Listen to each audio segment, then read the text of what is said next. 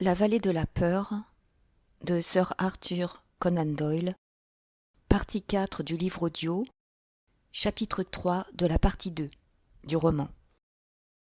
La loge 341 à Vermissa.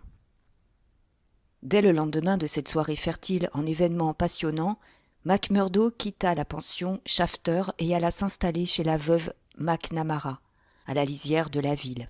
Scallan, dont il avait fait connaissance dans le train, eut peu après l'occasion de séjourner à Vermissa, et tous deux habitèrent ensemble. Ils étaient les seuls pensionnaires d'une vieille Irlandaise accommodante et discrète. Ils bénéficièrent donc d'une grande liberté pour parler et agir, et cette liberté était indispensable à des hommes qui avaient des secrets en commun. Shafter avait consenti à laisser McMurdo prendre ses repas chez lui quand il le désirait.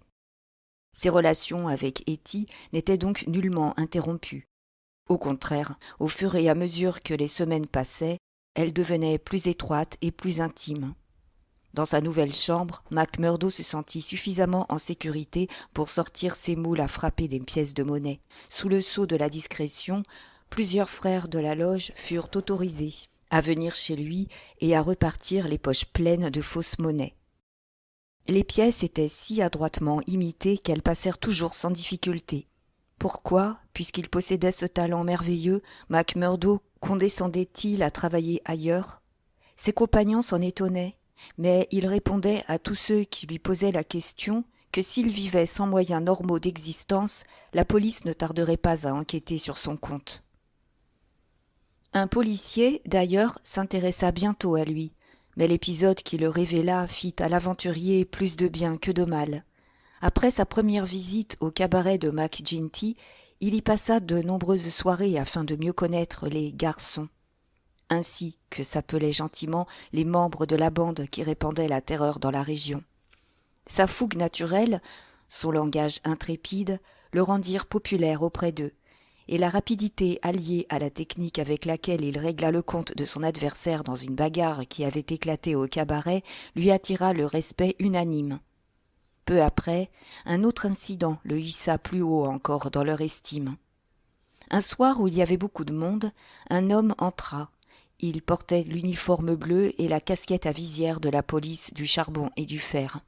C'était une unité spéciale qui avait été levée par les dirigeants des chemins de fer et des houillères pour seconder les efforts de la police civile ordinaire, laquelle se trouvait parfaitement impuissante en face du banditisme organisé qui contrôlait la région. Quand il pénétra dans le bar, un silence général s'établit. Il fut la cible de tous les regards. Mais aux États-Unis, les relations entre policiers et criminels ne sont pas comme ailleurs. McGinty, qui se tenait derrière le comptoir, ne témoigna d'aucune surprise quand l'inspecteur s'installa au milieu des habitués. « Un whisky sec, car la nuit est fraîche », commanda l'officier de police. « Je ne crois pas que nous nous soyons déjà rencontrés, conseiller. »« C'est vous, le nouveau capitaine ?» interrogea McGinty. « C'est moi. Nous faisons appel à vous, conseiller, ainsi qu'aux autres citoyens éminents, pour nous aider à maintenir la loi et l'ordre dans cette ville. Je m'appelle Marvin, le capitaine Marvin, du charbon et du fer. »« Nous nous débrouillerions mieux sans vous, capitaine Marvin, » répondit froidement McGinty, « car nous avons notre propre police communale, et nous n'avons pas besoin de produits d'importation. Vous n'êtes que l'instrument appointé du capital, payé par les capitalistes pour matraquer ou abattre vos concitoyens plus pauvres. »« Bah, nous ne discuterons pas là-dessus, » dit en souriant l'officier de police. « Nous accomplissons notre devoir comme nous l'entendons, mais tout le monde peut ne pas être du même avis. » Il avait vidé son verre et il allait sortir, quand son regard tomba sur McMurdo qui ricanait à côté de lui. « Hello » s'écria-t-il en le toisant de haut en bas. « Voici une vieille connaissance ?» McMurdo s'écarta. « Je n'ai jamais été votre ami, ni l'ami d'un flic quelconque, » dit-il. « Une connaissance n'est pas forcément un ami, » fit le capitaine Marvin en souriant de toutes ses dents. « Vous êtes Jack McMurdo, de Chicago, et vous ne pouvez pas le nier. » McMurdo haussa les épaules. « Je ne le nie pas, » dit-il. « Croyez-vous que j'ai honte de mon nom ? Vous n'auriez pas tort d'en rougir, cependant. »« Voulez-vous me dire tout de suite ce que vous entendez par là ?» rugit McMurdo qui serra les poings. « Non, Jack, Inutile de jouer au matamor avec moi. J'étais fonctionnaire à Chicago avant d'atterrir ici, et quand je vois un malfaiteur de Chicago, je le reconnais encore. » McMurdo parut décomposé. « Vous n'êtes tout de même pas le Marvin de l'administration centrale de Chicago ?» s'exclama-t-il. « Je suis toujours le même vieux Teddy Marvin à votre service. Nous n'avons pas encore oublié la façon dont a été tué Jonas Pinto. »« Je ne l'ai pas tué. »« Vraiment ? C'est curieux. Sa mort vous a bien arrangé néanmoins, car vous étiez près de passer à la casserole avec son témoignage. Enfin, ne parlons plus du passé, car, je vous le dis entre nous, et je vais peut-être plus loin que je ne le devrais professionnellement parlant, l'affaire n'était pas absolument claire à votre sujet. Demain, vous pourriez rentrer à Chicago, vous ne seriez pas inquiété. Je me trouve très bien où je suis. Ma foi, je vous ai donné le tuyau. Vous auriez pu avoir un mot de remerciement. En supposant que vous vouliez me faire plaisir, je vous remercie, répondit McMurdo sans enthousiasme. Tant que je vous verrai sur le bon chemin, je me tairai, dit le capitaine. Mais si vous faites encore une fois l'idiot, ce sera une autre histoire. Bonsoir. Bonsoir, conseiller. Il quitta le cabaret, mais il avait créé un héros local. Le bruit s'était répandu que McMurdo avait fait des siennes à Chicago. Quand on l'avait interrogé, il avait éludé la question avec le sourire de quelqu'un qui ne souhaitait pas qu'on en fît grand cas. Mais la chose venait de se trouver officiellement confirmée. Les habitués l'entourèrent et lui serrèrent affectueusement la main. Désormais, il eut une place de choix dans la communauté. Il était capable de boire sec sans le laisser paraître. Mais ce soir-là, si son camarade Scalan ne s'était pas trouvé chez McGinty pour le faire rentrer, le nouveau héros aurait sûrement terminé sa nuit sous le comptoir. Un certain samedi soir, McMurdo fut présenté à la loge. Comme il avait été initié à Chicago, il croyait qu'il n'y aurait pas de cérémonie pour son admission. Mais Vermissa s'enorgueillissait de rites spéciaux, et tout postulant devait s'y soumettre. La réunion eut lieu dans une grande salle réservée à cet effet dans la maison syndicale. Une 60aine de membres étaient présents. Ils ne représentaient qu'une faible partie de l'organisation, car plusieurs autres loges fonctionnaient dans la vallée ainsi que sur l'autre versant des montagnes. Elles échangeaient leurs adhérents entre elles quand une affaire sérieuse était montée, si bien qu'un crime pouvait être commis par des étrangers à la localité. Il n'était pas moins de 500 affiliés dans tout le district du Charbon. Les assistants étaient réunis autour d'une longue table. La salle était dépourvue de tout ornement. Sur un côté, une autre table était dressée. Elle était chargée de bouteilles et de verres. Déjà, quelques frères louchaient dans sa direction. McGinty s'assit au haut bout de la grande table. Il était coiffé d'une toque plate de velours noir et une sorte d'étole pourpre recouvrait ses épaules. Il avait l'air d'un prêtre officiant pour une messe noire. Les plus hauts dignitaires de la loge l'entouraient, et parmi eux, Ted Baldwin. Chacun arborait une écharpe ou une médaille qui symbolisait sa fonction et son titre. Pour la plupart, c'étaient des hommes d'âge mûr, mais le reste de l'assistance se composait de jeunes gens qui avaient entre 18 et 25 ans et qui servaient d'exécutants à leurs aînés. Sur les visages de la plupart de ceux-ci, on devinait une âme féroce et indomptable. Mais quand on regardait les jeunes, on avait peine à croire que ces garçons ardents et sincères constituaient vraiment une bande dangereuse de criminels. Hélas, leurs esprits avaient succombé à une perversité morale si complète qu'ils mettaient un horrible amour-propre à être efficace, et qu'ils vouaient le plus profond respect à celui qui avait la réputation de réussir un coup sans bavure. Radicalement corrompus, ils estimaient qu'il y avait de la chevalerie et du courage à se porter volontaire pour régler le compte de quelqu'un qui ne leur avait jamais nui et que, 9 fois sur 10, ils n'avaient jamais vu. Une fois le crime consommé, ils se querellaient pour savoir lequel avait asséné le coup fatal, et ils s'amusaient à décrire les supplications et les spasmes de l'agonie de leurs victimes. Au début, ils avaient observé le secret sur leurs agissements, mais à l'époque où se situe ce récit, ils ne se gênaient plus pour en parler, car les échecs répétés de la loi leur avaient prouvé 2 choses. D'abord, que personne n'oserait témoigner contre eux.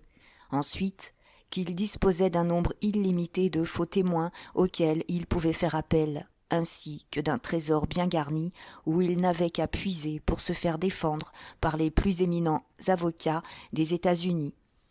Au cours de 10 longues années, aucun d'entre eux n'avait subi la moindre condamnation. Le seul danger qui menaçait les éclaireurs résidait dans la victime elle-même qui, bien que débordée par le nombre et l'effet de surprise, risquait de laisser un souvenir, ce qui se produisit quelquefois, à ses agresseurs. McMurdo avait été averti qu'une sorte de cérémonie l'attendait, mais personne n'avait voulu lui dire en quoi elle consisterait. Il fut introduit dans une salle isolée par 2 frères solennels. À travers la cloison en planche perçait le brouhaha de voix nombreuses dans la grande salle. 1 ou 2 fois, il entendit son nom. On discutait donc de sa candidature. Puis un homme de garde entra dans la pièce où il se tenait, avec une écharpe vert et or en travers du buste. « Le chef de corps commande qu'il soit attaché. Qu'il ait les yeux bandés et qu'il soit présenté, dit-il. » À eux 3, ils lui retirèrent sa veste, relevèrent la manche de chemise de son bras droit et serrèrent une corde au-dessus de ses coudes. Puis ils posèrent sur sa tête une casquette noire de tissu épais et l'enfoncèrent pour qu'elle recouvrît la partie supérieure de son visage et qu'il ne pût rien voir. Ainsi accoutré, il fut conduit dans la salle de réunion. Sous cette espèce de cagoule, il avait l'impression qu'il faisait nuit noire et il respirait mal. Il entendit les chuchotements des assistants, puis la voix de Mac Ginty parvint étouffée à ses oreilles. « John McMurdo, dit la voix, êtes-vous déjà membre de l'ordre ancien des hommes libres ?» Il inclina affirmativement la tête. « Votre loge est bien la loge 29 à Chicago. » Il inclina à nouveau la tête. « Les nuits obscures sont déplaisantes, dit la voix. »« Oui, pour les étrangers qui ont à voyager, répondit-il. » Les nuages sont lourds. Oui, un orage approche. Les frères sont-ils satisfaits ? Demanda le chef de corps. Il y eut un murmure général d'assentiment. Nous savons, frères, par votre signe et par votre contre-signe, que vous êtes réellement l'un des nôtres, dit Mac Ginty. Nous voulons cependant que vous sachiez que dans ce district et dans d'autres districts environnants, nous avons certains rites et aussi certaines obligations qui exigent de la bravoure. Êtes-vous prêt à les subir ? Oui. Êtes-vous courageux ? Oui. Faites un pas en avant pour le prouver. À ces mots, il sentit 2 pointes dures devant ses yeux, 2 pointes qui les pressaient de telle manière qu'il avait l'impression que s'il avançait, il aurait les yeux crevés. Néanmoins, il avança résolument d'un pas. La pression disparut. Il entendit un discret concert de louanges. « Il est courageux, dit la voix. Pouvez-vous supporter la souffrance ? Aussi bien que n'importe qui, répondit-il. Mettez-le à l'épreuve. Il eut besoin de toutes ses forces pour s'empêcher de hurler, car une douleur terrible lui avait transpercé l'avant-bras. Il faillit s'évanouir, tant le choc avait été brutal, mais il se mordit les lèvres et serra les poings pour dissimuler sa souffrance. « Je peux supporter davantage encore, dit-il. » Cette fois, les applaudissements éclatèrent. Jamais la loge n'avait vu néophyte plus résolu. On lui flanqua de grandes claques sur le dos et on lui retira sa cagoule. Il demeura debout, clignant des yeux et souriant, pendant que les frères le complimentaient. « Un dernier mot, frère McMurdo, dit Mac Ginty. Vous avez déjà prêté le serment du secret et de la fidélité. Vous n'ignorez pas qu'un parjure entraînerait instantanément votre mort. »« Je le sais. » Et vous acceptez la loi du chef de corps dans n'importe quelle circonstance ? Oui. Alors, au nom de la loge 341 de Vermissa, je vous convie à ces privilèges et à ces rites. Vous pouvez nous servir à boire, frère Scalan. Nous viderons un verre en l'honneur de notre digne frère. On rapporta à McMurdo sa veste, mais avant de la remettre, il examina son bras droit, encore affligé de la même douleur cuisante. Sur la chair de l'avant-bras se dessinait un cercle bien tracé, avec un triangle à l'intérieur, tel que le fer chaud l'avait imprimé. Ses voisins relevèrent leurs manches et lui montrèrent l'insigne de la loge.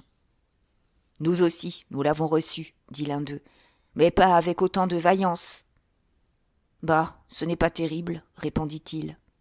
mais la douleur continuait à le brûler. Quand, verre en main, fut fêtée la cérémonie d'initiation, la loge aborda l'examen des affaires courantes. McMurdo, qui ne connaissait que les débats prosaïques de Chicago, écouta de toutes ses oreilles, et avec plus de surprise qu'il n'en témoigna ouvertement, ce qui suivit. « La première affaire inscrite à l'ordre du jour, déclara McGinty, est une lettre émanant du maître de division Wendell, de Merton, loge 249. La voici. Cher monsieur, il y a un petit travail à effectuer sur Andrew Ray, de Ray and Sturmarsh, propriétaire des mines voisines. Vous vous rappelez que votre loge nous doit une compensation, puisqu'elle a bénéficié du concours de 2 de nos frères dans l'affaire du policier l'automne dernier.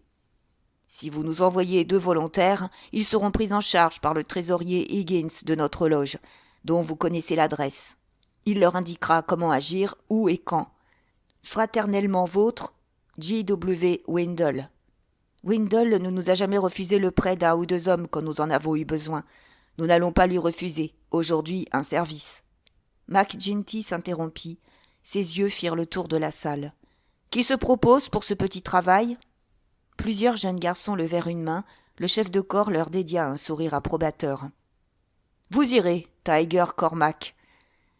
Si vous vous débrouillez aussi bien que la dernière fois, tout se passera normalement. Vous aussi, Wilson. Je n'ai pas de revolver, déclara le volontaire qui n'avait pas encore 15 ans. C'est votre première expédition, n'est-ce pas ? Eh bien, il faut commencer par le baptême du feu. Le départ sera bon.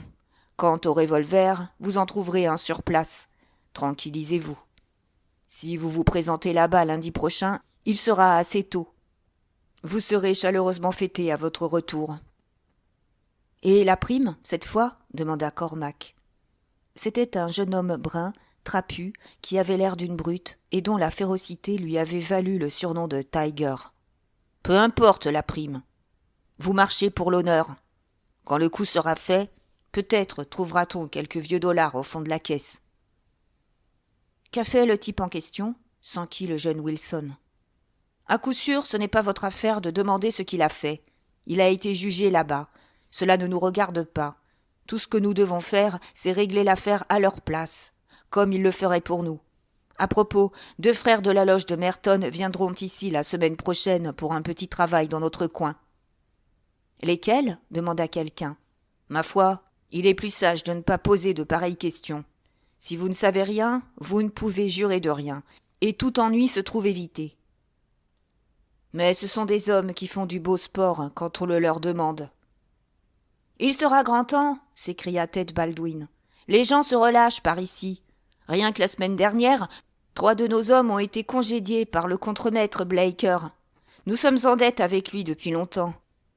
Il faudra que nous la lui remboursions intégralement. »« Rembourser comment ?» chuchota McMurdo à l'oreille de son voisin. « Par une cartouche de fusil de chasse !» cria l'interpellé en éclatant d'un rire gras. « Que pensez-vous de nos méthodes, frère ?» McMurdo semblait s'être déjà assimilé l'esprit de l'association criminelle dont il faisait maintenant partie. « Je ne les déteste pas, dit-il. Le coin est bon pour un gaillard qui n'a pas froid aux yeux. » Ses voisins l'applaudirent. « Que se passe-t-il » cria le chef de corps à l'autre bout de la table. « C'est notre nouveau frère, monsieur, qui trouve nos méthodes à son goût. » McMurdo se leva aussitôt. « Je voulais dire, vénérable maître, que si vous avez besoin d'un homme, je considérerais comme un honneur d'être désigné pour aider la loge. » De vifs applaudissements saluèrent cette déclaration. On sentit qu'un nouveau soleil poussait sa frange au-dessus de l'horizon. Quelques aînés trouvèrent cependant qu'il allait un peu trop vite. « Je propose, » intervint le secrétaire Haraway, vieille barbe grise assis à côté du président, « que le frère McMurdo attende que le bon plaisir de la loge soit de l'employer. »« Bien sûr, c'est ce que je voulais dire. Je suis entièrement à votre disposition, » répondit McMurdo.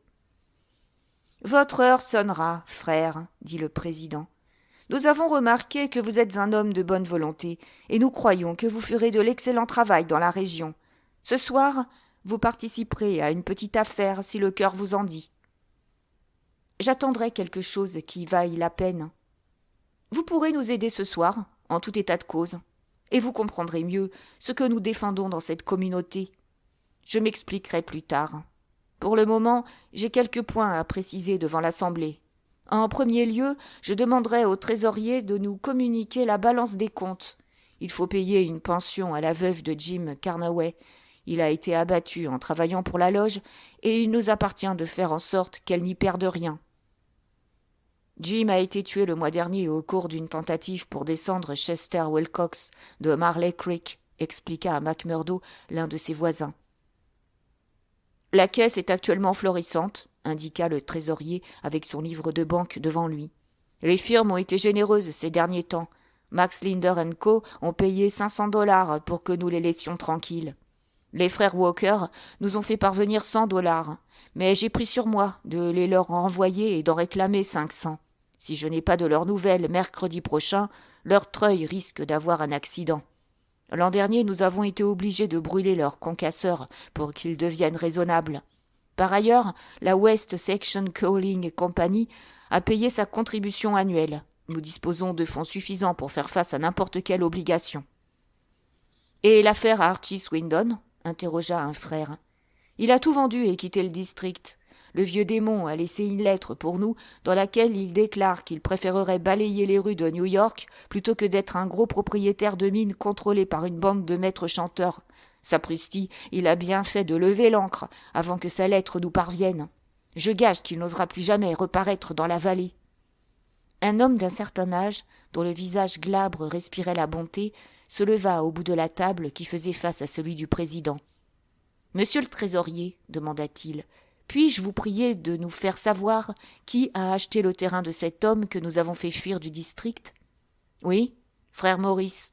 Il a été acheté par la compagnie des chemins de fer de Merton. »« Et qui a acheté les mines de Todman et de Lee qui ont été mises en vente l'an dernier pour la même raison ? » ?»« La même compagnie, frère Maurice. »« Et qui a racheté les forges de Manson et de Schumann, de Van Der et d'Atwood, qui ont été abandonnées récemment ? » ?»« Elles ont toutes été rachetées par la West Gilmerton General Mining Company. »« Je ne vois pas, frère Maurice, intervint le président, pourquoi le nom des acheteurs serait susceptible de nous intéresser, puisqu'ils ne peuvent pas transporter les forges hors du district.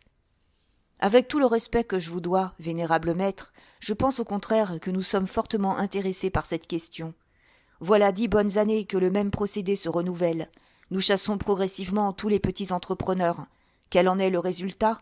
Nous trouvons à leur place de grandes sociétés comme les chemins de fer ou la General Company, qui ont leur directeur à New York ou à Philadelphie, et qui ne se soucient nullement de nos menaces. Nous pouvons liquider les petits patrons locaux, mais des gros surviennent à leur place. Et nous nous exposons à de graves dangers. Les petits patrons ne pouvaient pas nous faire de mal. Ils ne possédaient pour nous nuire ni argent ni influence. Tant que nous ne les pressurions pas trop, ils demeuraient sous notre pouvoir. Mais si ces grosses sociétés s'aperçoivent que nous nous interposons entre elles et leurs gains, elles n'épargneront ni efforts ni dépenses pour nous pourchasser et nous traduire devant la justice. » Ces mots de mauvais augure suscitèrent un grand silence. Les visages s'assombrirent. Des regards sinistres s'échangèrent. Ils avaient été tellement puissants, si peu défiés, qu'ils en étaient arrivés à oublier qu'un revirement de la fortune était toujours possible. L'idée froidement exprimée par le frère Maurice fit passer un frisson sur les épidermes les plus coriaces. « Mon avis est donc, poursuivit l'orateur, que nous pesions moins lourdement sur les petits patrons. Le jour où ils auront tous été contraints de partir, le pouvoir de notre société sera brisé. » Toute vérité n'est pas bonne à dire. Quand le frère Maurice se rassit, des cris de colère saluèrent ses conclusions. McGinty se leva, il avait le front mauvais. « Frère Maurice, commença-t-il, vous avez toujours été un prophète de malheur. Tant que les membres de la loge se serreront les coudes, aucun pouvoir aux États-Unis ne parviendra à entamer le nôtre. Voyons, n'avons-nous pas été maintes fois traduits devant les tribunaux ? Je pense que les grosses sociétés trouveront plus simple de payer que de nous combattre, et qu'elles feront comme les petites sociétés. Et maintenant, frère, McGinty retira sa toque de velours noir et son écharpe. Cette loge a terminé ses travaux pour ce soir. Il ne reste plus à régler qu'une petite affaire dont nous reparlerons avant de nous séparer. Le temps est venu de nous rafraîchir et de faire un peu de musique, fraternellement. La nature humaine est vraiment bizarre. Ces familiers du meurtre avaient fait disparaître bien des pères de famille à l'égard desquels ils ne professaient aucune haine particulière, sans accorder la moindre compassion à la veuve ni aux orphelins. Et cependant, une musique tendre et pathétique était capable de leur arracher des larmes. Macmurdo avait une belle voix de ténor.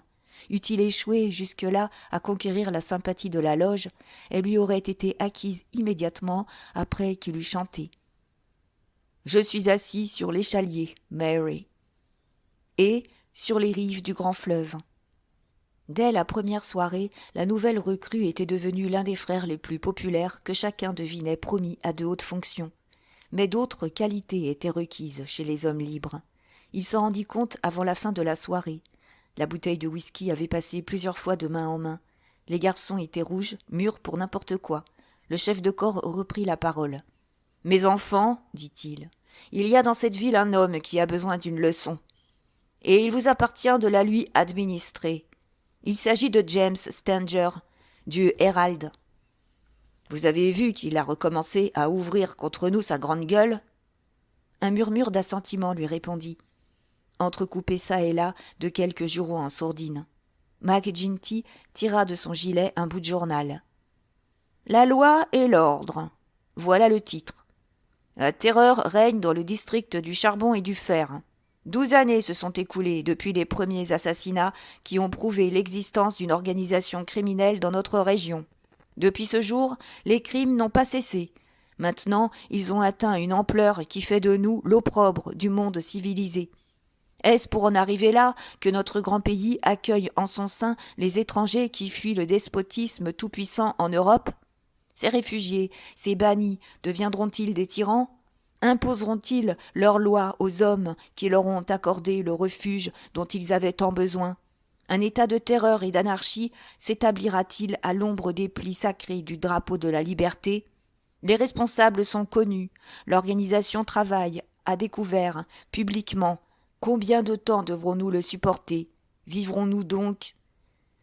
J'ai lu assez de cette prose, s'écria le président en jetant le journal sous la table.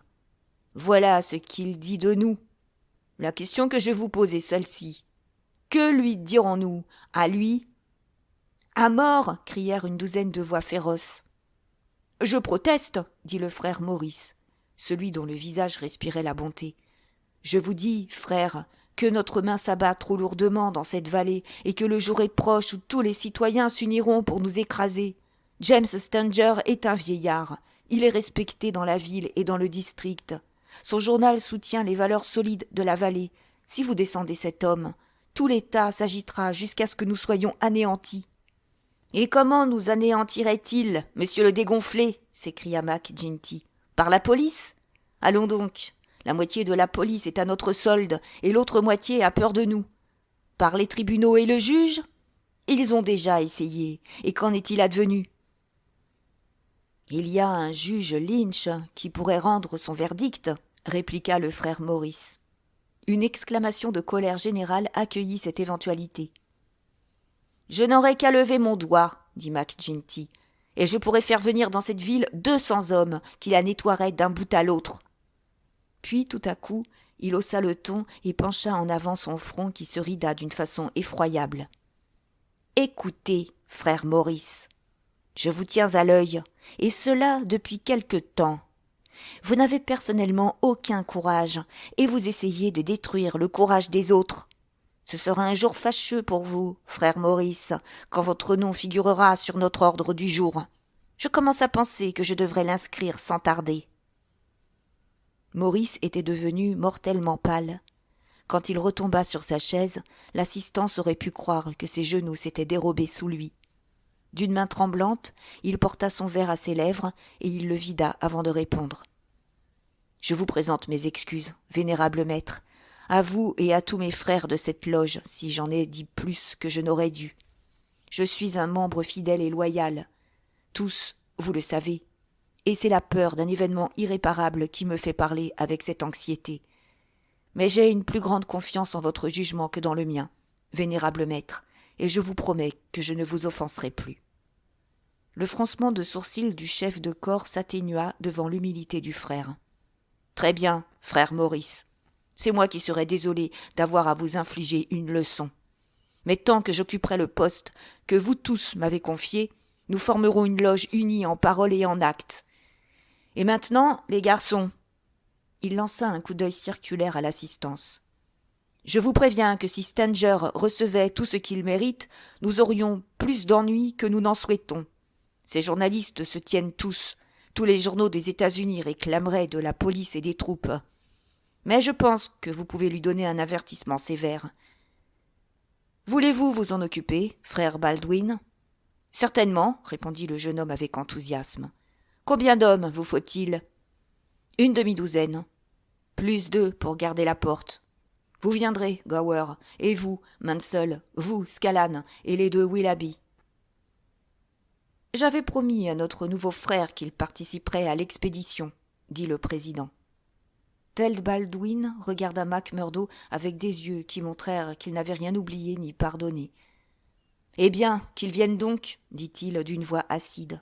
Nous sommes assez. Plus tôt le travail sera fait, mieux cela vaudra. » L'assistance se sépara sur des cris, des glapissements et des refrains de chansons d'ivrogne. Le bar était encore encombré de bambocheurs. Beaucoup de frères s'y arrêtèrent. La petite équipe de service sortit et se divisa afin de ne pas attirer l'attention. Il faisait très froid. Une demi-lune brillait dans un ciel glacé et constellé. Les garçons se rassemblèrent dans une cour qui faisait face à un grand bâtiment. Les mots « Vermissa Herald » étaient gravés en lettres dorées entre des fenêtres brillamment éclairées. À l'intérieur, les presses d'imprimerie ronronnaient. « Ici, vous !» dit Baldwin à Macmurdo. « Vous resterez en bas devant la porte et vous veillerez à ce que la route soit libre et dégagée pour notre sortie. Les autres, accompagnez-moi. Ne craignez rien, les garçons, car nous avons une douzaine de témoins qui certifieront que nous nous trouvons en ce moment au bar de la maison syndicale. » Il était presque minuit. La rue était déserte. Le groupe traversa la chaussée et, après avoir poussé la porte des bureaux du journal, Baldwin et ses hommes se ruèrent dans l'escalier qui leur faisait face. Macmurdo et un autre étaient restés en bas. Ils entendirent au premier étage un cri, un appel au secours, des bruits de pas et un fracas de chaises. Un instant plus tard, un homme aux cheveux gris se précipita sur le palier. Avant de pouvoir aller plus loin, il fut empoigné et ses lunettes tombèrent aux pieds de Macmurdo. Le bruit sourd d'une chute fut suivi d'un gémissement. Il demeura étendu, la face contre terre. Une demi-douzaine de bâtons s'abattirent sur son dos. Il se tortillait, ses longs membres minces tremblaient sous les coups. Ses agresseurs s'arrêtèrent enfin. Seul Baldwin, avec un sourire de dément, s'acharna sur la tête de la victime qui essayait de se protéger avec ses mains. Des taches de sang apparurent parmi ses cheveux blancs.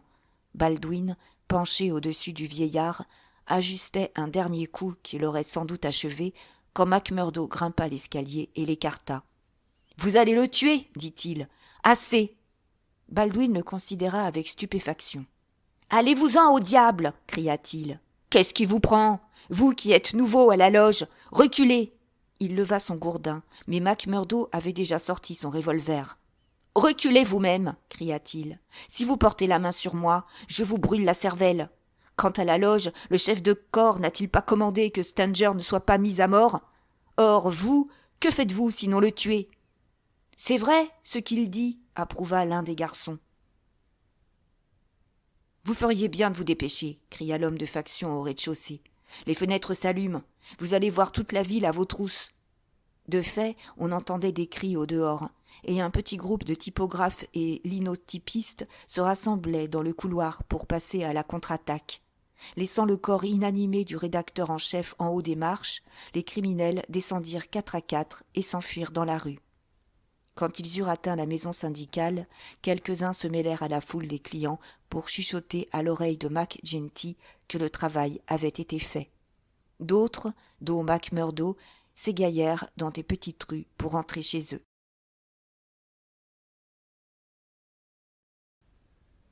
Chapitre 4 La vallée de la peur. Quand Macmurdo s'éveilla le lendemain, il se rappela immédiatement qu'il avait été initié à la loge. La quantité d'alcool qu'il avait bu lui avait donné la migraine. et son bras, à l'endroit où il avait été marqué au fer chaud, était brûlant et enflé. Comme il avait ses revenus personnels, il ne travaillait qu'irrégulièrement. Ce matin-là, il prit fort tard son petit déjeuner et ne bougea pas de chez lui. Il écrivit une longue lettre à un ami. Puis il parcourut le Herald. Dans une dernière heure, il lut « Agression contre les bureaux du Herald. Le rédacteur en chef grièvement blessé. » Suivait un bref compte-rendu des faits qu'il connaissait mieux que quiconque. L'article se terminait ainsi. L'affaire est maintenant commise aux soins de la police. Mais on peut à peine espérer que ces efforts soient couronnés d'un plus grand succès que par le passé. Certains agresseurs ont été reconnus et une condamnation devrait intervenir. À l'origine de cet attentat, faut-il le préciser, on retrouve cette société infâme qui tient la ville en esclavage depuis si longtemps et contre laquelle le Herald a pris nettement position.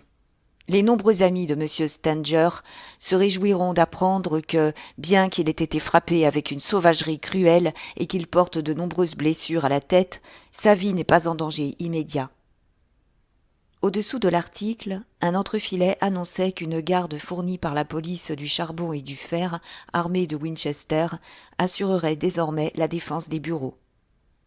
McMurdo avait rejeté le journal et il était en train d'allumer une pipe d'une main mal assurée quand on frappa à sa porte. La logeuse lui apportait un billet qu'un jeune garçon venait de lui remettre pour son pensionnaire. Non signé, il était conçu en ces termes.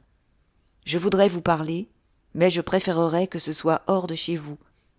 Vous me trouverez à côté du mât du drapeau au haut de Miller Hill.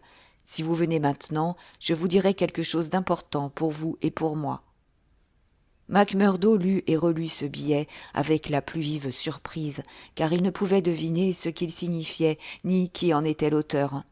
S'il avait été rédigé par une main de femme, il aurait pu supposer que c'était le commencement de l'une de ces aventures dont il avait été friand, mais c'était une écriture masculine, et même l'écriture d'un homme instruit.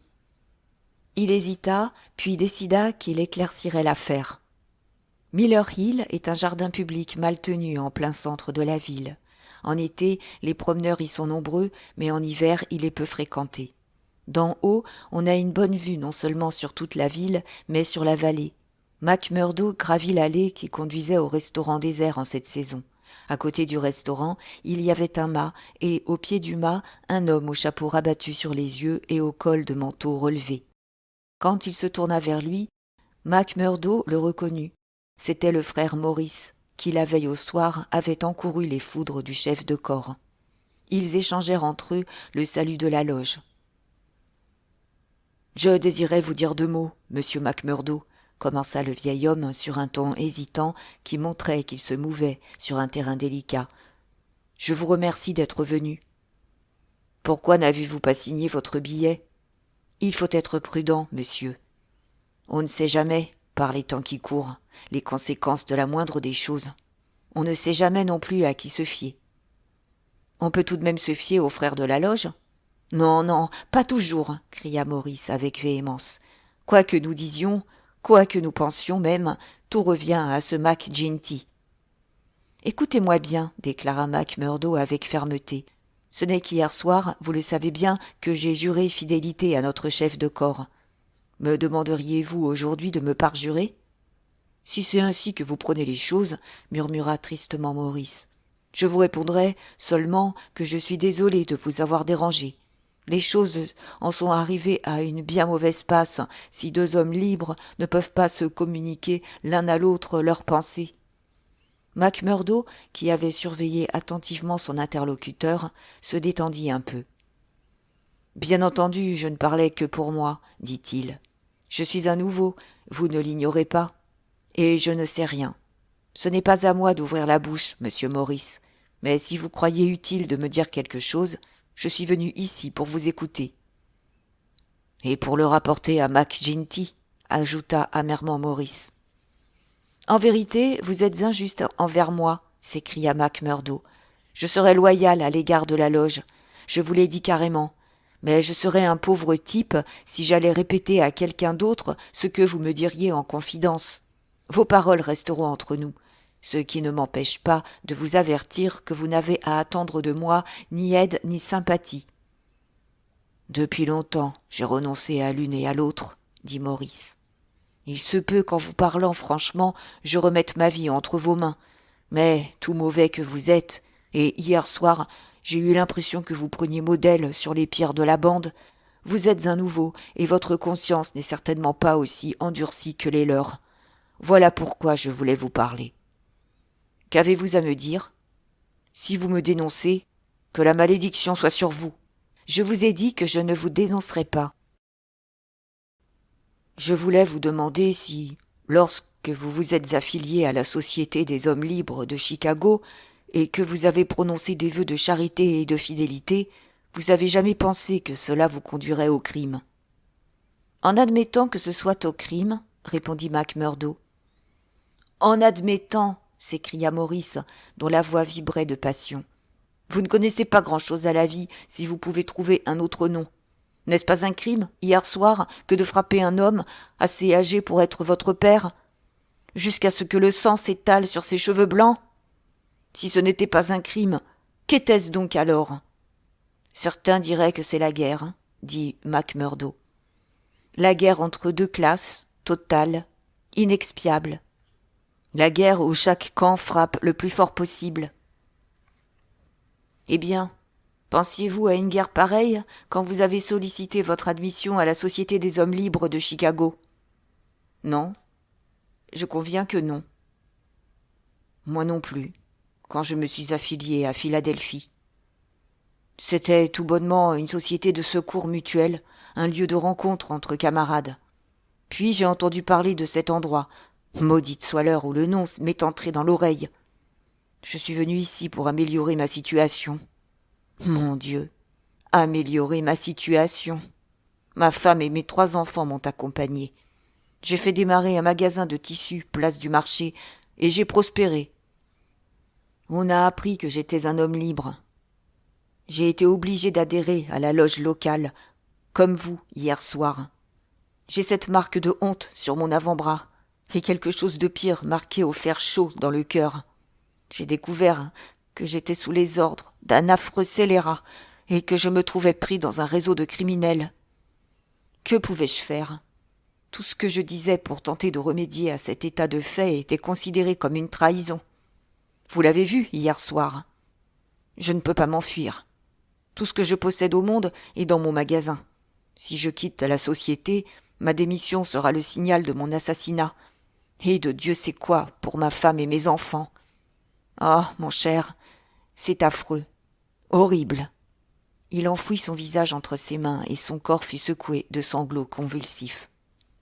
McMurdo haussa les épaules. « Vous étiez trop mou pour ce truc-là, dit-il. Pas du tout la sorte d'homme qui convenait. J'avais une conscience et une religion. Ils ont fait de moi un criminel comme eux. J'ai été désigné pour une affaire. Si j'avais canné, je savais ce qui m'attendait. Je suis peut-être un poltron. C'est peut-être la pensée de ma pauvre petite femme et de mes enfants qui m'a rendu lâche. Quoi qu'il en soit, j'y suis allé. Je crois que je ne l'oublierai jamais. C'était une maison isolée, à 30 kilomètres d'ici, de l'autre côté de la montagne. On m'avait posté à la porte, comme vous, hier soir. Ils ne me faisaient pas confiance pour autre chose. Ils sont entrés. Quand ils sont ressortis, ils avaient les mains rouges de sang jusqu'aux poignets. Nous sommes partis. Mais derrière nous, un enfant hurlait. C'était un garçonnet de 5 ans qui venait d'assister au massacre de son père. Je me suis presque évanouie d'horreur. Mais il fallait que je garde le sourire, car je savais bien que sinon ce serait de ma maison qu'il sortirait la prochaine fois avec les mains rouges, et que ce serait mon petit Fred qui hurlerait de terreur. Mais j'étais devenu un criminel. J'avais tenu un rôle dans un assassinat. J'étais perdu dans ce monde et perdu aussi pour le monde à venir. Je suis bon catholique. Le prêtre que je suis allé trouver n'a pas voulu m'entendre quand je lui ai dit que j'étais un éclaireur. Et je suis excommunié de ma religion. Voilà où j'en suis. Or, je vous vois descendre la même pente, et je vous demande comment cela finira. Êtes-vous prêt à devenir un meurtrier de sang-froid, comme les autres? Ou pouvons-nous faire quelque chose pour arrêter cela? Que voudriez-vous faire? Interrogea brusquement Macmurdo. Vous ne voudriez pas moucharder? Dieu m'en garde! S'écria Maurice. Cette pensée seule me coûterait la vie. C'est bien, dit Macmurdo. Je crois que vous êtes un faible et que vous prenez les choses trop à cœur. Trop à cœur? Attendez d'être un peu plus vieux dans le pays. Regardez la vallée. Voyez le nuage de sang cheminé qui la recouvre. Je vous dis que le nuage du crime pèse 100 fois plus lourd, 100 fois plus épais au-dessus des habitants. C'est la vallée de la peur, la vallée de la mort. La terreur oppresse tous les cœurs depuis le crépuscule jusqu'à l'aube. Attendez, jeune homme, vous verrez vous-même. Eh bien, je vous ferai savoir ce que je penserai quand j'en aurai vu davantage, répondit Macmurdo avec insouciance. Ce qui saute aux yeux, c'est que vous n'êtes pas fait pour vivre ici, et que plus tôt vous liquiderez votre affaire, même en ne retirant qu'$1 de votre stock, mieux cela vaudra pour vous. Ce que vous m'avez dit restera entre nous, mais, sapristi, si je pensais que vous étiez un indicateur... Non, cria Maurice. Alors, restons-en là. Je me souviendrai de notre conversation, et un jour peut-être, je m'y référerai. Je crois que vous m'avez parlé ainsi dans une bonne intention. Maintenant, je vais rentrer chez moi. Encore un mot avant que vous partiez, dit Maurice. Il se peut que nous ayons été vus ensemble. Il se peut qu'on veuille savoir de quoi nous avons parlé. Ah, c'est juste. Je vous ai offert une place d'employé dans mon magasin. Et je l'ai refusée. Voilà l'affaire que nous avons débattue ensemble. Eh bien, à un autre jour, frère Maurice. Et je vous souhaite meilleure chance pour l'avenir. Dans l'après-midi, alors que Macmurdo méditait en fumant à côté du poêle du petit salon, la porte s'ouvrit et dans son encadrement apparut la gigantesque silhouette de McGinty. Il fit le signe de la loge et s'assit en face du jeune homme. Il le regarda fixement. Ce regard lui fut retourné avec une intensité égale.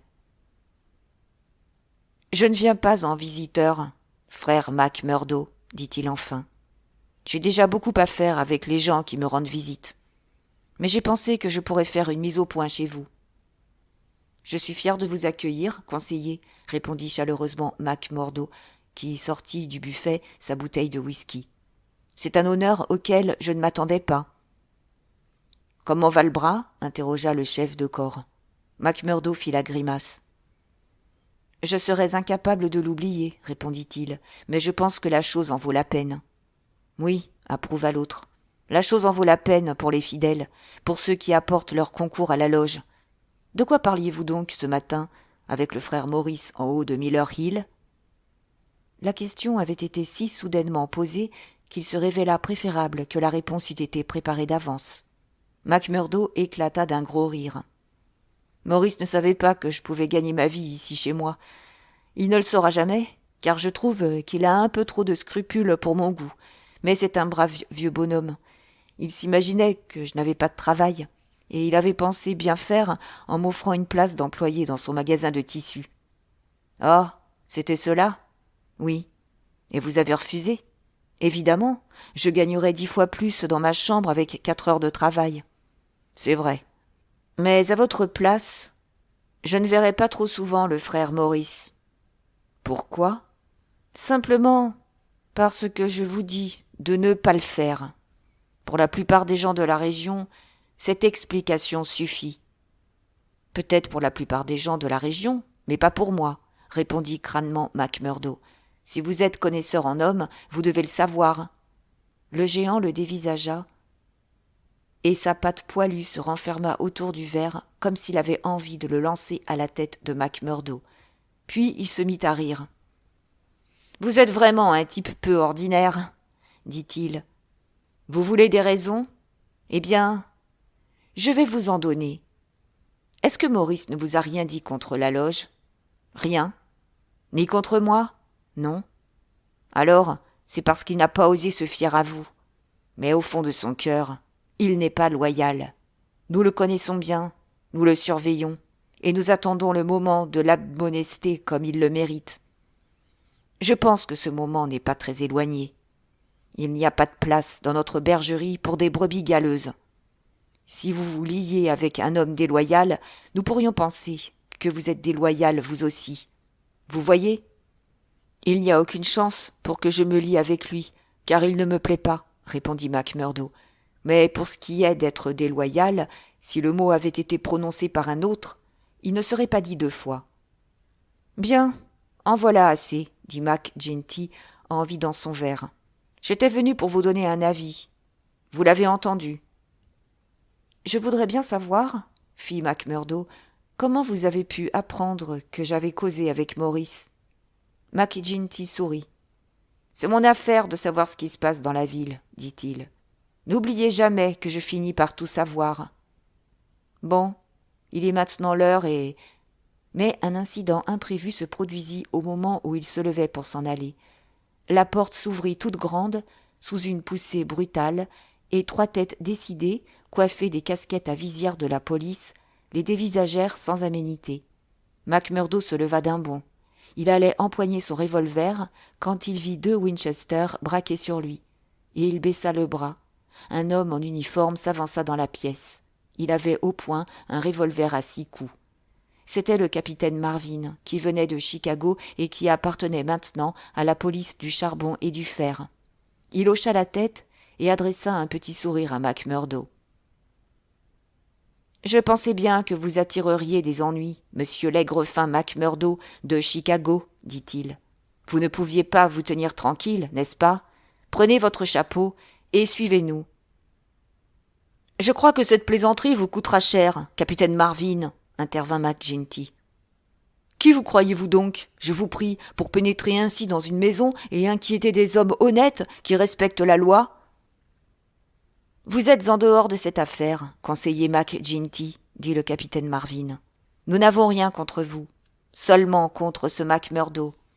Vous devez nous aider et non pas nous gêner dans l'accomplissement de notre devoir. »« C'est l'un de mes amis et je me porte garant de sa conduite, dit le chef de corps. »« D'après tout ce que l'on dit, monsieur Mac Ginty, vous pourriez bien avoir à répondre de votre propre conduite l'un de ces jours, répliqua l'officier de police.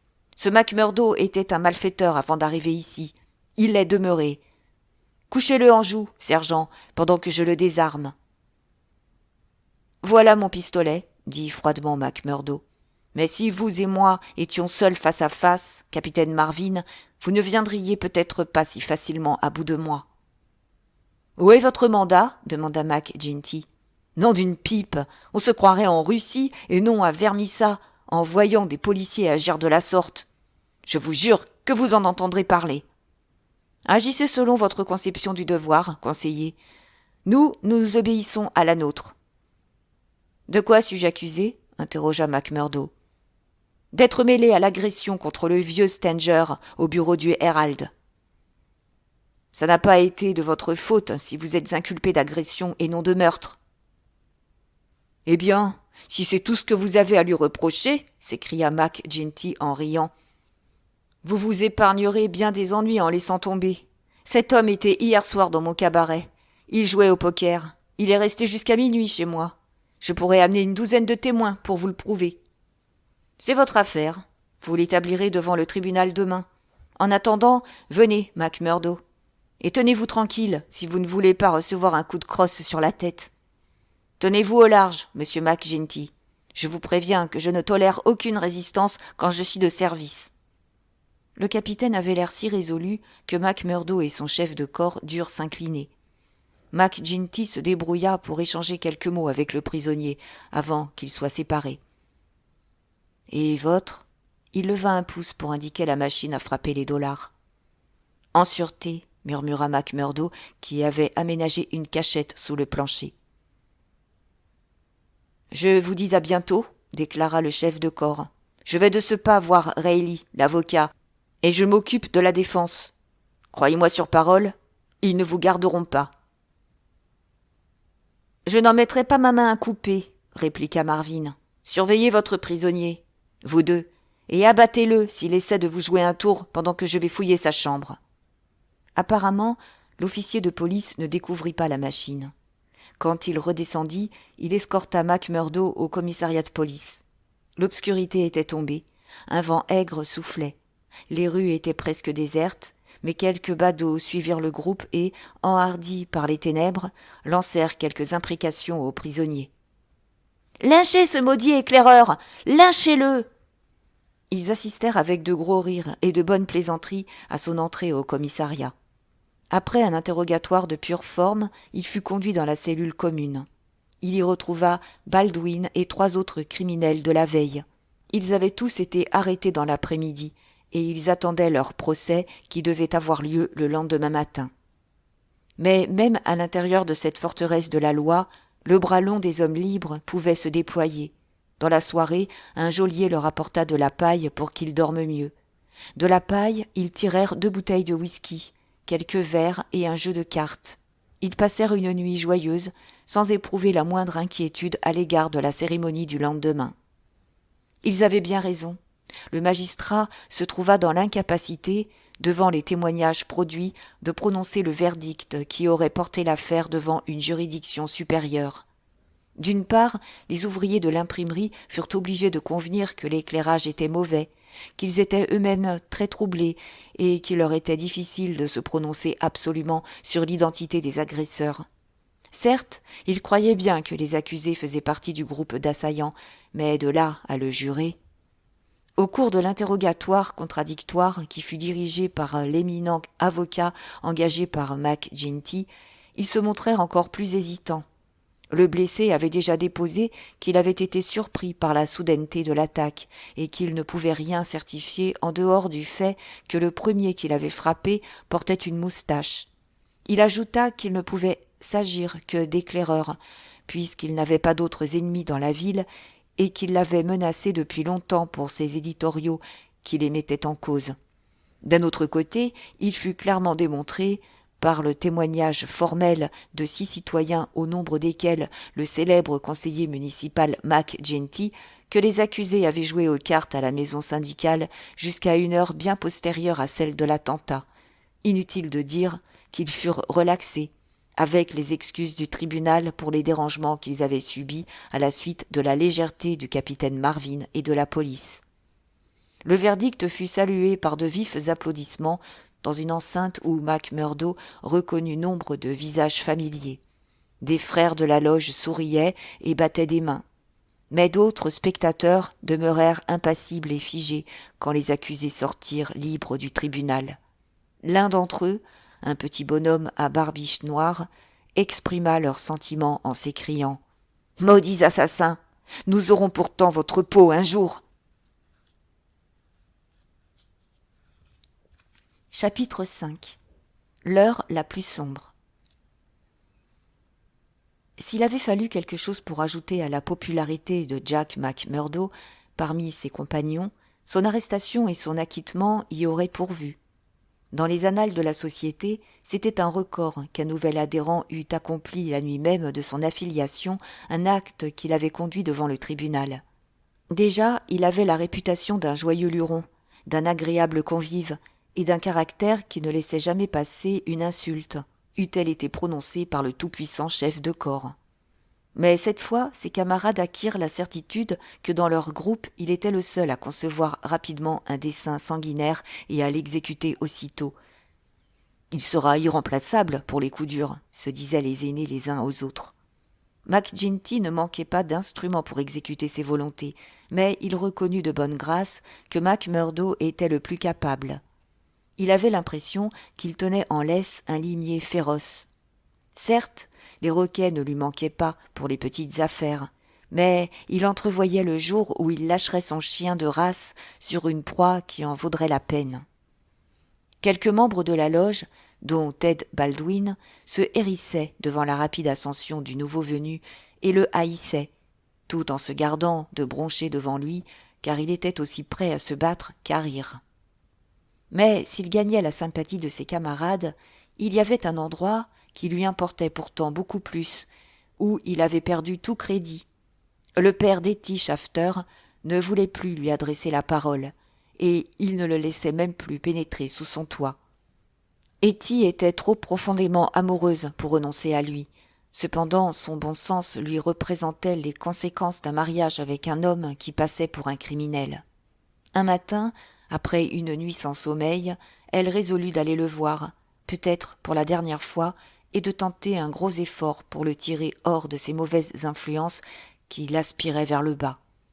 Elle se rendit donc chez lui, comme il l'en avait plusieurs fois supplié, et elle entra dans la pièce dont il avait fait son petit salon. Il était assis devant la table. Il lui tournait le dos. Il avait une lettre devant lui. L'idée d'une espièglerie lui vint. Elle n'avait que 19 ans. Il ne l'avait pas entendue quand elle avait ouvert la porte. Elle s'avança sur la pointe des pieds et elle posa doucement ses mains sur les épaules de Macmurdo. Si elle avait espéré le surprendre, elle réussit pleinement, mais ce fut à son tour d'être surprise. D'un bond de tigre, il sauta sur elle et la saisit à la gorge avec sa main droite. De l'autre main, il fit une boulette du papier qui était devant lui. Puis il la regarda. Alors, la stupéfaction et la joie remplacèrent la férocité qui avait déformé ses traits. Férocité devant laquelle elle avait reculé, horrifiée, jusqu'au mur. « C'est vous, fit-il en s'essuyant le front, quand je pense que vous venez me voir, cœur de mon cœur, et que je ne trouve rien de mieux que de vouloir vous étrangler. Venez, chérie. » Il lui tendit ses bras. « Je vais vous dédommager maintenant. » Mais elle était encore sous le coup de la découverte qu'elle avait faite sur le visage de Macmurdo. Elle y avait lu une peur coupable. Tous ses instincts féminins l'avertirent qu'il ne s'agissait pas de la simple peur d'un homme surpris. Non, c'était bien de la culpabilité et de la peur. « Qu'est-ce qui vous a pris, Jack ?» s'écria-t-elle. « Pourquoi avez-vous eu si peur de moi ? Oh, Jack, si vous aviez la conscience tranquille, vous ne m'auriez pas regardé ainsi. »« Dame, j'étais en train de réfléchir à des tas d'autres choses. Quand vous vous êtes approché si légèrement sur vos pieds de fée... » »« Non, Jack, c'était plus que cela. » Un soupçon lui traversa l'esprit. « Laissez-moi voir cette lettre que vous étiez en train d'écrire. »« Ah, Hetty, je ne le peux pas. » Ses soupçons se transformèrent en certitude. « C'était à une autre femme, s'écria-t-elle. J'en suis sûre.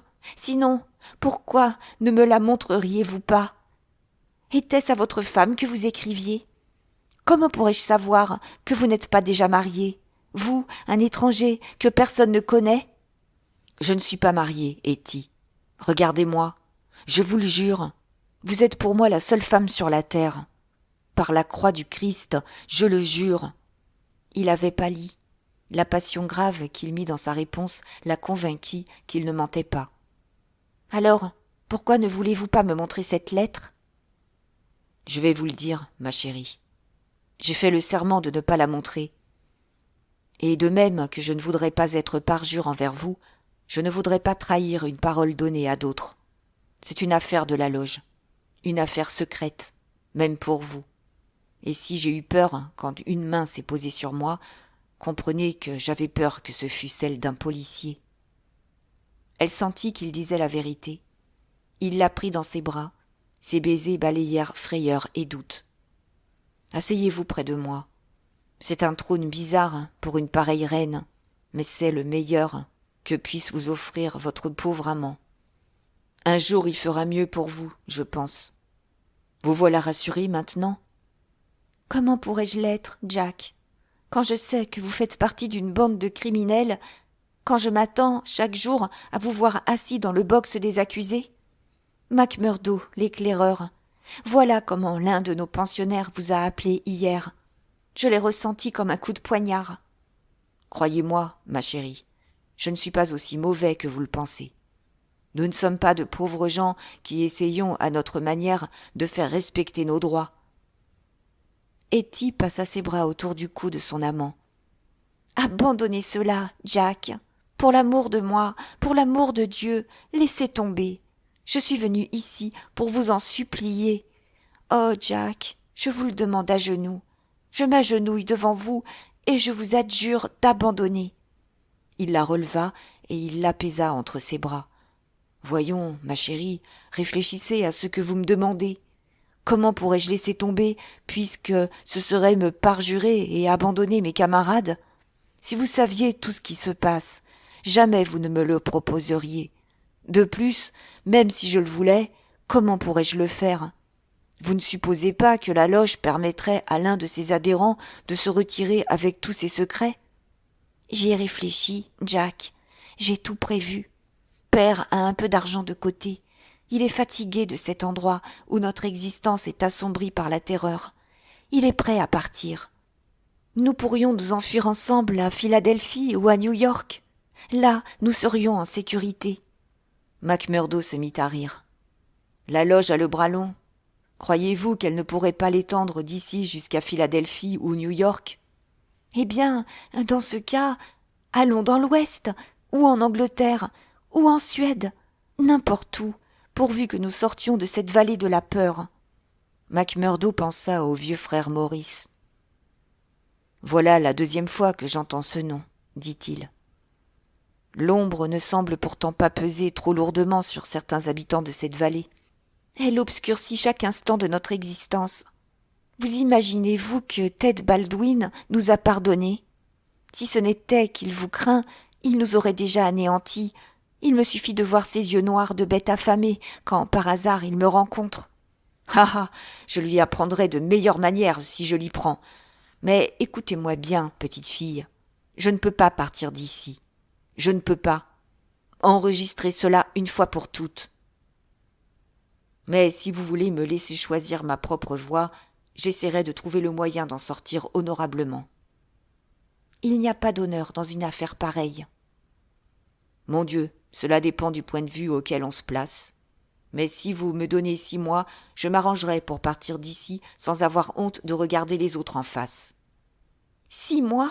S'exclama la jeune fille dans une explosion de joie. C'est une promesse? Écoutez, ce sera peut-être 7 ou 8, mais avant 1 an au maximum, nous aurons quitté la vallée. Hetty ne put rien obtenir de plus précis, mais enfin c'était déjà quelque chose, une sorte de phare lointain qui éclairait les ténèbres de l'avenir immédiat. Elle rentra chez son père, plus allègre qu'elle ne l'avait jamais été depuis que Jack McMurdo avait fait irruption dans sa vie. Il aurait pu penser qu'en tant que membre de la société, tous les agissements de celle-ci lui seraient connus, mais il ne tarda pas à découvrir que l'organisation était beaucoup plus étendue et plus complexe que la simple loge. McGinty lui-même ignorait beaucoup de choses, car il y avait un dignitaire appelé le délégué du district, habitant à Hobson's Patch, au bas de la voie ferrée, qui avait tout pouvoir sur plusieurs loges, qu'il régentait d'une façon imprévue et arbitraire. McMurdo ne le vit qu'une fois. Il avait l'air d'un petit rat timide à poils gris. Il avait une démarche furtive et un regard oblique chargé de malignité. Il s'appelait Evans Pott. Devant lui, le grand patron de Vermissa ressentait un peu de la répulsion et de la peur que Robespierre devait inspirer à Danton. Un jour, Scallan, qui était le camarade de pension de McMurdo, reçut un billet de McGinty, accompagnant une lettre d'Evans Pott. Le grand patron informait McGinty qui lui adressait 2 hommes, Lawler et Andrews, munis d'instructions pour agir dans les environs. Mais il lui disait aussi qu'il était préférable pour la cause de ne pas divulguer de détails quant au but de cette mission. Et il demandait au chef de corps de veiller à ce que ces 2 exécutants fussent logés et bien traités jusqu'à l'heure de l'action. McGinty avait ajouté pour Scallan que personne ne pouvait loger clandestinement à la maison syndicale et qu'il serait obligé à Scallan et à McMurdo d'accueillir chez la veuve McNamara ces 2 nouveaux pensionnaires. Ils arrivèrent le soir même, chacun muni d'un sac. Lawler avait un certain âge. Il avait le visage austère. Il était taciturne et réservé. Il était habillé d'une vieille redingote noire qui, avec son chapeau mou et sa barbe grisonnante hirsute, lui donnait l'air d'un prédicateur itinérant. Son compagnon, Andrews, n'était pas beaucoup plus qu'un enfant. Il avait le visage ouvert et gai, et il ressemblait à un écolier en vacances. Tous 2 ne buvaient que de l'eau, et ils se conduisirent en tout point comme des membres exemplaires de la société, à cela près qu'ils étaient l'un comme l'autre assassins patentés. Lawler avait accompli 14 missions de meurtre, et Andrews 3. McMurdo découvrit qu'ils ne demandaient pas mieux que de raconter leurs exploits passés. Ils le firent avec cette sorte de fierté timide qu'arborent les hommes qui ont rendu de bons et loyaux services à la communauté. Mais ils se montrèrent réticents pour parler de l'affaire en cours. « On nous a choisis parce que ni moi ni le petit ne buvons d'alcool, » expliqua Lawler. « On sait que nous n'en dirons jamais plus qu'il ne faut. Vous ne devez pas le prendre en mauvaise part, mais c'est aux ordres du délégué du district que nous obéissons. » « Bien sûr, » répondit Scallan. « Si vous y tenez, nous pourrons vous raconter l'histoire de la mort de Charlie Williams ou de Simon Bird. Mais jusqu'à ce que notre travail soit fait, nous n'en parlerons pas. » « Il y a dans les environs une bonne demi-douzaine de types à qui je dirais volontiers 2 mots, » déclara McMurdo en jurant. « Je suppose que ce n'est pas Jack Knox qui est votre cible ? J'irai au bout du monde pour le voir recevoir ce qu'il mérite. » « Non, ce n'est pas lui. Pas encore lui. » « Ou Hermann Strauss ? » ?»« Lui non plus. » « Ma foi, si vous ne voulez rien dire, nous ne pouvons pas vous forcer à parler. Mais ça me démange. » Lawler sourit et secoua la tête. Il ne se laissait pas tirer les vers du nez. En dépit de la réticence de leurs hôtes, Scallan et McMurdo étaient bien décidés à assister à ce qu'ils appelaient « la bonne blague ». Quand, un matin de bonne heure, McMurdo les entendit descendre l'escalier à pas feutrés, il réveilla Scallan et tous deux s'habillèrent rapidement. Quand ils furent prêts, ils trouvèrent la porte ouverte et leur compagnon disparu. L'aube ne pointait pas encore, mais à la lueur des lampadaires, ils les aperçurent dans la rue à quelque distance devant eux. Ils les suivirent prudemment. La neige étouffait le bruit de leurs pas. La pension de famille était située près de la lisière de la ville. Bientôt ils arrivèrent à un carrefour en pleine campagne. 3 hommes attendaient. Lawler et Andrews s'entretinrent quelques instants avec eux, puis tous se mirent en route. Il s'agissait donc d'un travail important qui nécessitait du monde. À cet endroit, plusieurs chemins conduisaient à diverses mines. Les étrangers prirent celui qui menait au Crow Hill, grosse affaire aux mains énergiques et intrépides d'un directeur de la Nouvelle-Angleterre, Josiah Dunn, qui y avait maintenu l'ordre et la discipline malgré la terreur qui régnait dans la vallée. Le jour se levait maintenant. Une file d'ouvriers, isolés ou en groupe, se hâtait sur ce chemin noirci. McMurdo et Scallan se mêlèrent à eux, sans perdre de vue les hommes qu'ils suivaient. Une brume épaisse les entourait. Un sifflet à vapeur déchira l'air. C'était le signal donné 10 minutes avant la descente des cages et le début de la journée de travail. Quand ils atteignirent l'espace à découvert devant le puits de mine, une centaine de mineurs attendaient en battant la semelle et en soufflant dans leurs doigts. Le froid était en effet très vif. Les étrangers formaient un petit groupe dans l'ombre du bâtiment des machines. Scallan et McMurdo grimpèrent sur un tas de scories d'où ils pouvaient voir toute la scène. Ils reconnurent l'ingénieur de la mine, un grand Écossais barbu du nom de Menzies, qui sortait du bâtiment et qui lança un coup de sifflet pour la descente des cages. Au même moment, un grand jeune homme dégingandé, au visage sérieux, s'approcha de la fosse.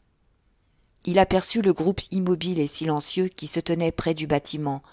Les hommes avaient rabattu leurs chapeaux et relevé leurs cols pour se dissimuler le visage. Pendant quelques instants, le pressentiment de la mort dut glacer le cœur du directeur.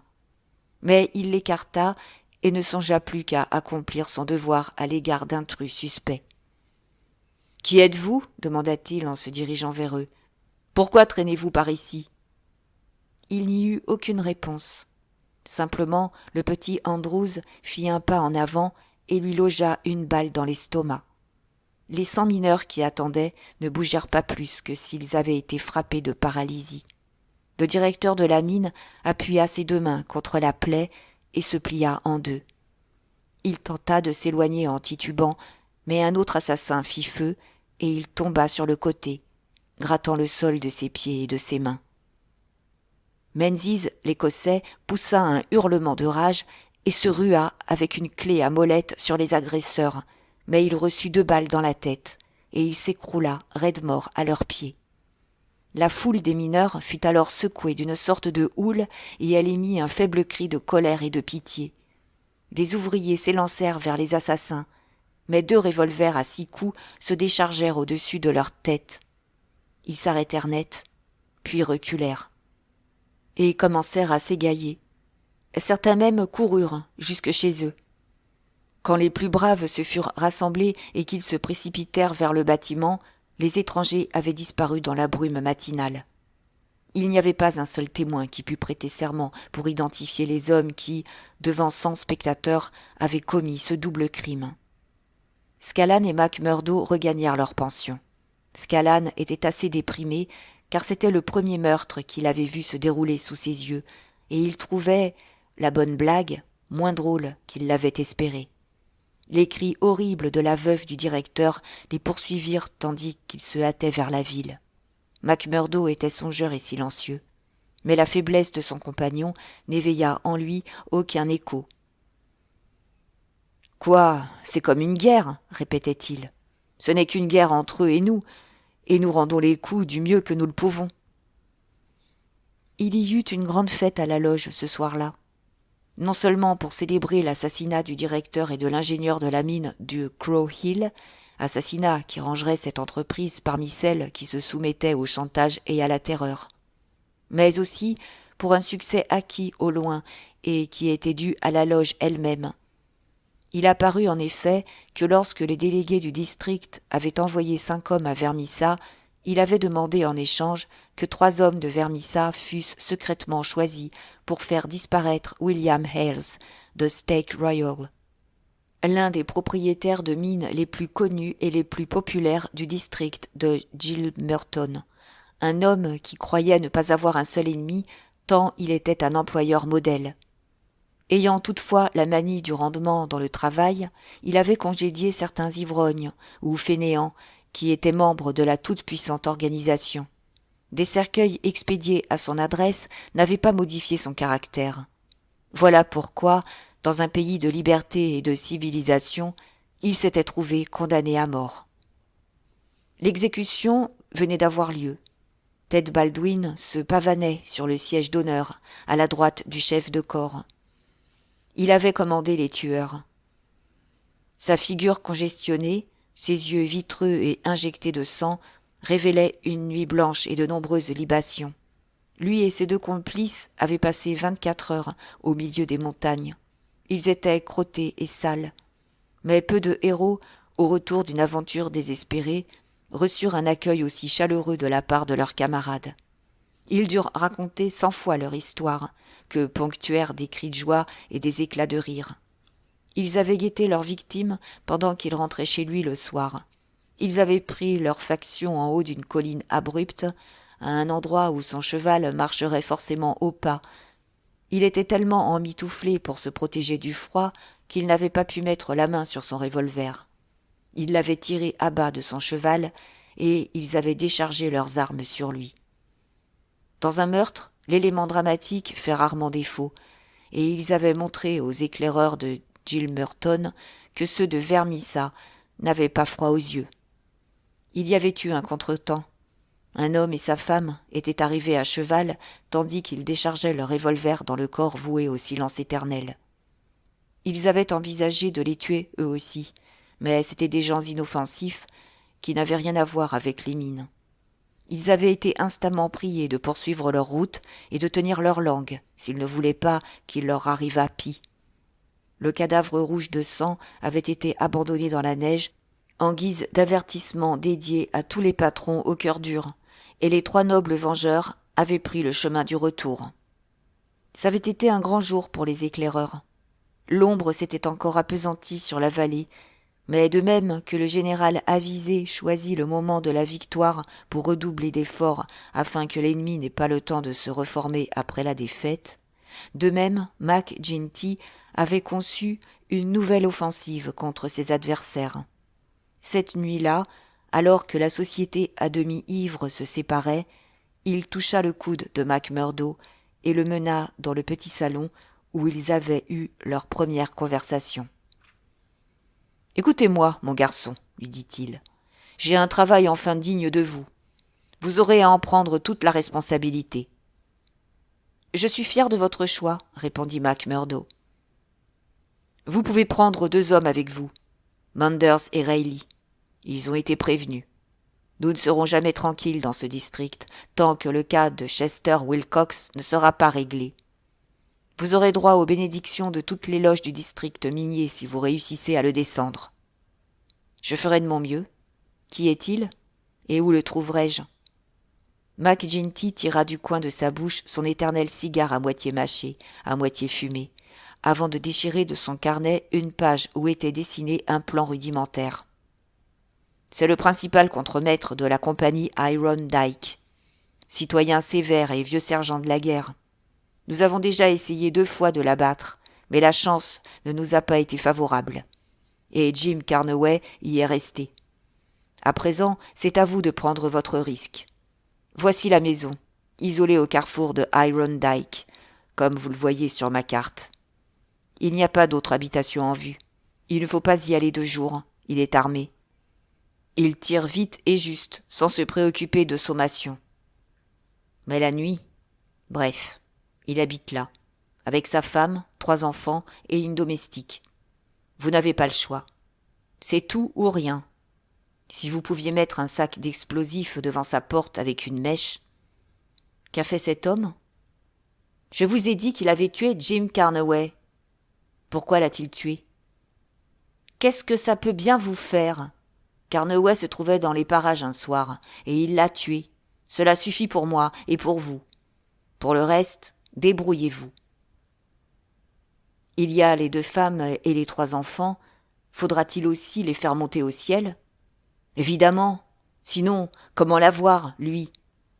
C'est dommage pour eux, s'ils n'ont rien fait de mal. En voilà un langage.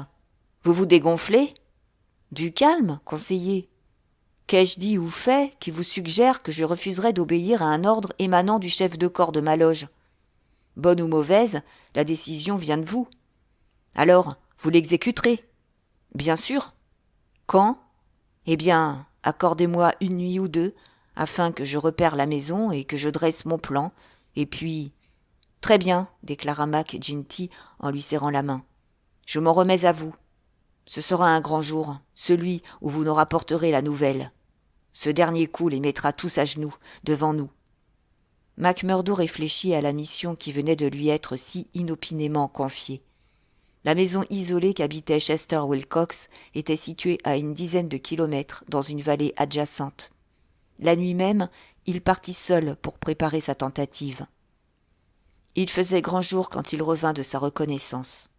Le lendemain, il s'entretint avec ses 2 subordonnés, Manders et Reilly, jeunes garçons sans pitié, qui se montrèrent aussi enchantés que s'il s'agissait de chasser le sanglier.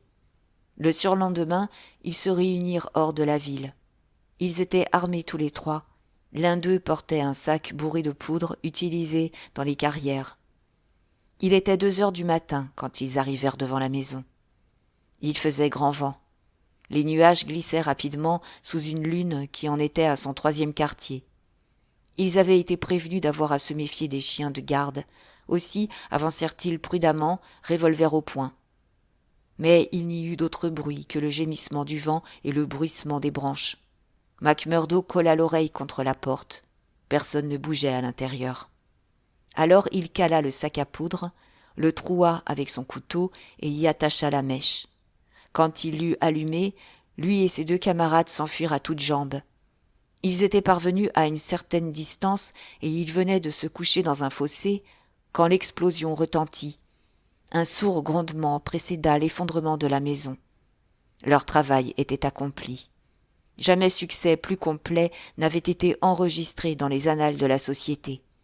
Hélas, la minutie des préparatifs, la finesse de la conception et la hardiesse dans l'exécution se révélèrent inutiles. Se doutant qu'il était promis à l'anéantissement, Chester Wilcox avait déménagé la veille, et il avait emmené sa famille dans un lieu sûr et moins connu que gardait la police.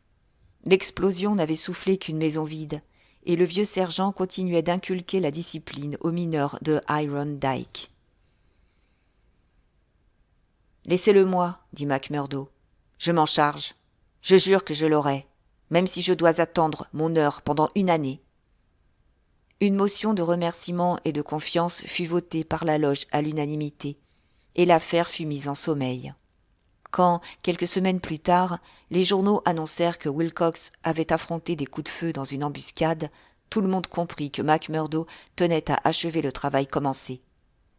Telles étaient les méthodes de la Société des Hommes Libres, tels étaient les actes des éclaireurs. Ainsi gouvernait-il par la peur ce grand district si riche. Pourquoi ces pages seraient-elles souillées par d'autres crimes ? N'en ai-je pas assez dit pour situer ces hommes et leurs procédés ? Leurs agissements font partie de l'histoire. Ils sont consignés dans des dossiers. On y apprendra, par exemple, comment ont été tués les policiers Hunt et Evans, parce qu'ils avaient osé arrêter 2 membres de la société. Ce double assassinat fut préparé dans la loge de Vermissa et perpétré de sang-froid. On lira également le récit des derniers instants de Madame Larbey, assassinée pendant qu'elle soignait son mari, lequel venait d'être battu à mort sur les ordres de Mac Ginty. Le meurtre du vieux Jenkins, les mutilations de James Murdoch, la disparition de la famille Staphouse, la tuerie des Stendhal se succédèrent au cours de cet hiver terrible. L'ombre s'obscurcissait sur la vallée de la peur. Le printemps surgit enfin avec son cortège de ruisselets en cascade et d'arbres en fleurs. Il y avait de l'espoir pour toute la nature maintenue de longs mois sous la rude poigne de l'hiver. Mais nulle part ne se levait la moindre espérance pour les hommes et les femmes assujettis à la terreur. Au-dessus de leurs têtes, jamais les nuages ne s'étaient amoncelés si noirs et si menaçants qu'au début de l'été 1875.